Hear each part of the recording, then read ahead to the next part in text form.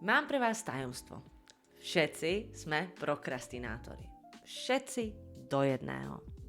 Ale v niečom sa predsa len líšime. Dovolte mi to vysvetliť. Ten najproduktívnejší človek, ktorého poznáte, aj ten najlenivejší, prokrastinujú presne rovnaký čas. 24 hodín denne.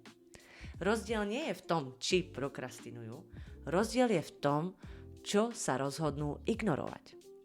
Ľudia s nízkym výkonom odkladajú veľké strašidelné úlohy, tie žaby.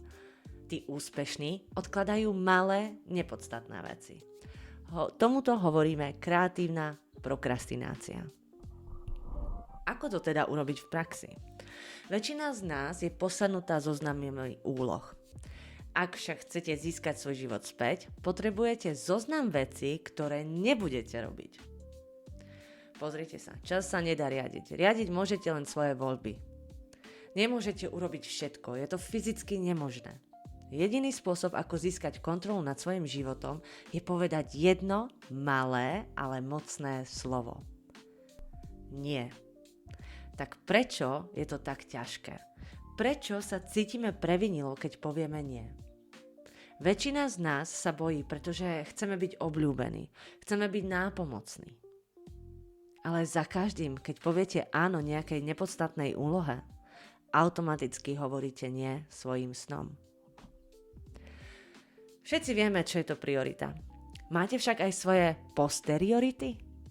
Posteriorita je niečo, čo sa rozhodnete robiť menej, alebo s tým úplne prestanete. Musíte sa pozrieť na svoj život a opýtať sa, čo môžem eliminovať. Možno je to sledovanie správ, alebo sociálnych médií. Možno je to jedno stretnutie, na ktorom ste v skutočnosti vôbec nemuseli byť. Takže, tu je vaša dnešná misia.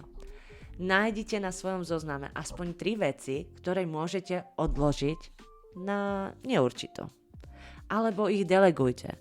Vymažte ich, alebo ich jednoducho ignorujte. Odpracte si malé veci z cesty, aby sa tie veľké konečne zmestili. Uvidíme sa v ďalšom videu, kde sa pozrieme na metódu ABCDE. Absolútnu techniku určovania priorit.